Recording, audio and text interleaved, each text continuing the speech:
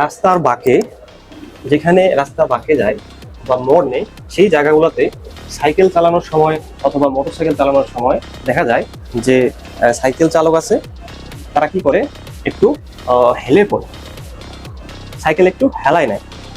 এই হেলে নেওয়ার পিছনের আসলে কারণ কি, কেন এটা এইভাবে হেলে পড়ে, এটার পিছনের ফিজিক্সটা আজকে আমরা দেখি।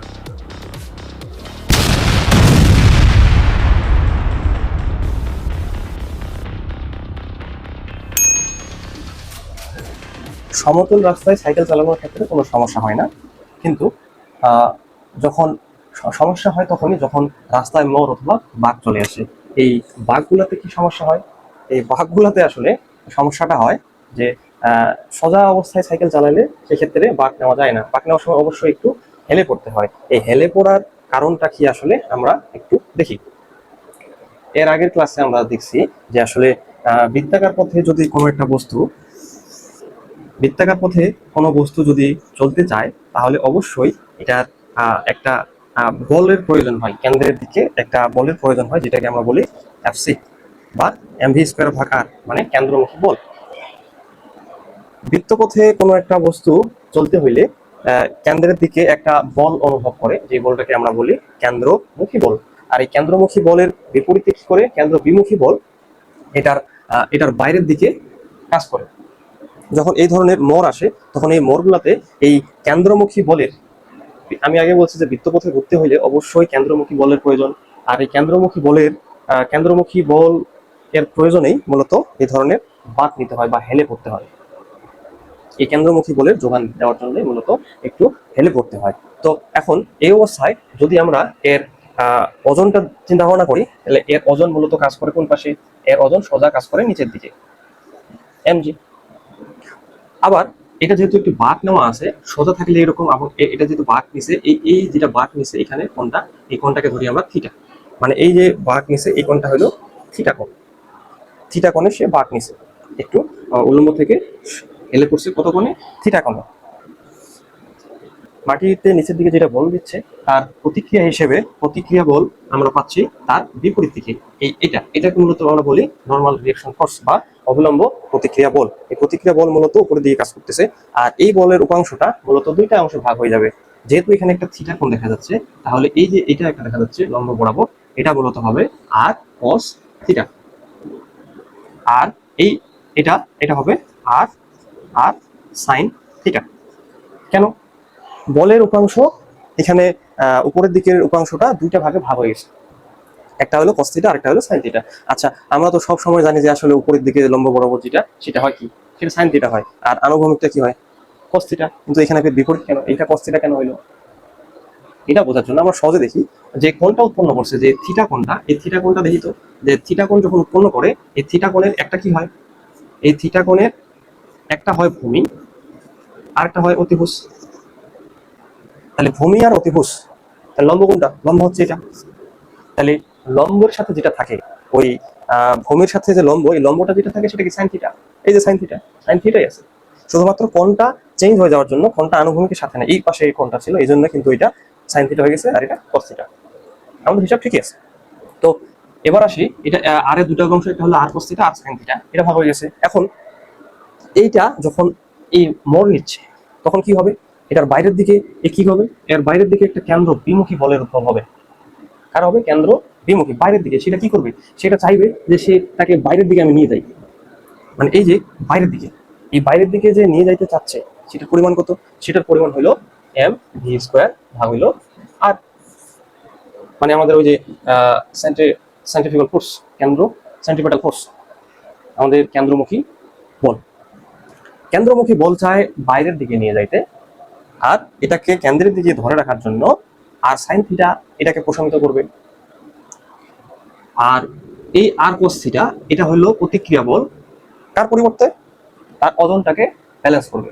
তাহলে তার ওজনটাকে ব্যালেন্স করবে প্রতিক্রিয়া আর cos থিটা, আর তার বাইরের দিকে যে কেন্দ্র বিমুখী বল সেটাকে ব্যালেন্স করবে আর sin থিটা। যদি ব্যালেন্স ঠিকঠাক হয় তাহলে সে নিরাপদে ভর নিতে পারবে। তাহলে এখন এই মর নেওয়ার জন্য আসলে কতটুকু হালতে হবে, কত বেশি হালতে হবে, এই ধরনের, এটা যে হালছে এই ধরনের সোজা ছিল, সোজা থেকে সে এখানে হালছে, এটাকে আরো হালতে হবে নাকি আরো হালতে হবে নাকি আরো একটু কম হলেও হয়তো, এই এটা আসলে কতটুকু নিরাপত্তা কতটুকু সেটার জন্য আমরা একটু হিসাব করি। তাইলে এটাকে ব্যালেন্স করার জন্য আর সাইন থিটা আছে, তাহলে দুটাই আমরা ব্যালেন্স যখন হবে তখন কি দুটাই সমান হবে। তাহলে আমরা পাইলাম আর সাইন থিটা ইকুয়াল হচ্ছে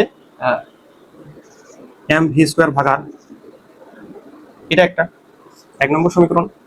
আবার আর cos থিটা ইকুয়াল কি আমাদের mg, এটা হলো 2 নম্বর সমীকরণ। আচ্ছা 1 নম্বর আর সমীকরণ 2 নম্বর সমীকরণকে আমরা যদি ভাগ করে দেই 1/2, তাহলে আমরা কি পাবো, আমরা পাবো আর sin theta equal mv square ভাগ আর ভাগ ভাগ আর cos থিটা ইকুয়াল হচ্ছে mg। তো এখান থেকে দেখা যায় আর আর কাটা mm কাটা, তাহলে আমরা পাই sin theta by cos theta. sin theta by cos theta equal কি হয় ভি স্কয়ার ভাগ আর, এখানে থাকলো ভি স্কয়ার, আরটা নিচে নিয়ে আসো, আর এটা হলো G. sin theta by cos theta সমান আমরা কি জানি, tan থিটা। tan থিটা হচ্ছে ভি স্কয়ার ভাগ আর জি।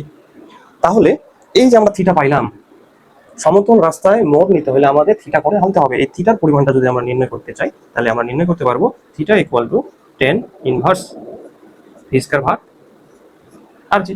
এই ফর্মুলা থেকে আমরা এটা নির্ণয় করব যে আসলে কত কোণে হালতে হবে, সেটা 10, 20, 30, 40, 50 এভাবে কত পর্যন্ত হালতে হবে, কত ডিগ্রি পর্যন্ত, তাহলে আমরা ওইটা নিরাপদে নিয়ে যেতে পারবো। তো এটার জন্য কোন কোন রাশিগুলো নির্ভরশীল আমরা একটু দেখি। তো এই যে সমীকরণ tan theta equal to V square ভাগ আর জি, এই যে রাস্তাটার বাঁক, এই বাঁকের যে ব্যাসার্ধ সেটা তো ফিক্সড, রাস্তা তো আর কোথাও নড়ে যাচ্ছে না, রাস্তা ফিক্সড। তাহলে আর আমাদের কনস্ট্যান্ট, আবার জি জি তো কনস্ট্যান্ট, মোটামুটি কনস্ট্যান্ট। বাকি থাকলো ভি ভি স্কয়ার। যদি এখান থেকে আমরা দেখি যে tan থিটা, এই থিটাটা কিন্তু ভি স্কয়ারের সমানুপাতিক, আর এবং জি কনস্ট্যান্ট হলে ভি স্কয়ারের সমানুপাতিক, অর্থাৎ আমরা যদি ভি বাড়াই, ভি যদি বৃদ্ধি করি, তাহলে স্কয়ার আছে সমানুপাতিক, বর্গের সমানুপাতিক, অর্থাৎ বেগ যদি আমরা অল্প একটু বাড়াই তাহলে দ্বিগুণ হারে অলরেডি বাড়ে যাবে। সেই ক্ষেত্রে থিটার মানটা কত হবে, সেই ক্ষেত্রে থিটার মান কিন্তু আমাদের আরো বেশি হবে, কারণ যত বেশি স্পিড তত বেশি কোণে হালতে হবে, যত বেশি স্পিড তত বেশি কোণে হালতে হবে, এবং যত কম স্পিড তত কম কোণে হালতে হবে। তো আমরা ওই বাঁকগুলাতে যত বেশি মোড় নিতে চাইবো, যত স্পিডে মোড় নিতে চাইবো, তত আমাকে বেশি হালতে হবে। তাইলে আমরা এখান থেকে নির্ণয় করতে পারি আসলে কেন হালতে হয়, এটা জানলাম কেন্দ্রমুখী বলের যোগান দেওয়ার জন্য।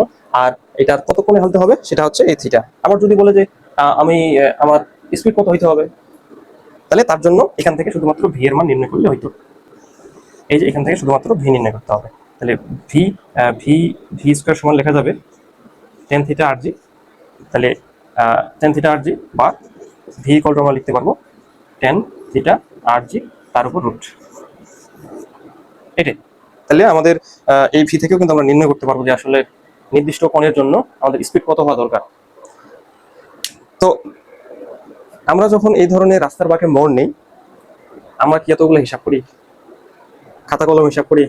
খাতা কলম হিসাব করে যদি সাইকেল চালাতে যাই তাহলে তো হবে না। আমাদের ব্রেইন আসলে এমন পর্যায়ে ডেভেলপ হয় কখন, শিখতে শিখতে।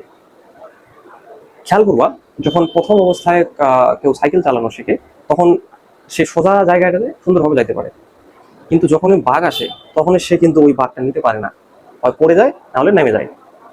তো এই বাঘগুলো তার জন্য কিন্তু খুব ক্রিটিক্যাল। কিন্তু আমরা যখন সাইকেল চালাতে চালাতে অভ্যস্ত হয়ে যাই, আমাদের ব্রেইন কি করে, আমাদের ব্রেইন কিন্তু ঠিকই হিসাব করে, কার সাথে, পায়ের প্যাডেলের সাথে, পায়ের প্যাডেলের সাথে, যে আসলে আমাদের কত স্পিড হইতে হবে, ওই স্পিড কত, এবং ওই স্পিড অনুযায়ী আমাকে এটা ব্যালেন্স করার জন্য কতটুকু হালতে হচ্ছে, সেটা কি করে মাথার ব্রেইন প্রসেস করে, সেই অনুযায়ী পাকে সিগন্যাল দেয় এবং প্যাডেল দেয়, এবং সেই অনুযায়ী শরীরকে কাট করে দেয়। দুটাই কিন্তু ব্যালেন্স করে অবশ্যই।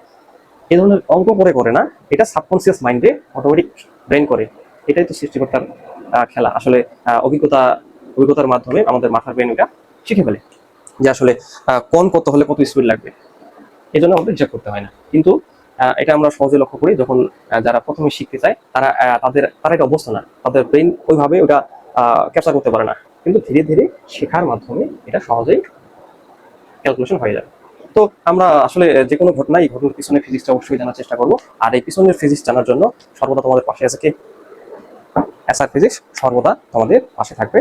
তো আজকে এ পর্যন্তই, আশা করি বোঝা গেছে। টাটা, ভালো থাকো, সুস্থ থাকো, এসআর ফিজিক্সের পাশে থাকো। ধন্যবাদ।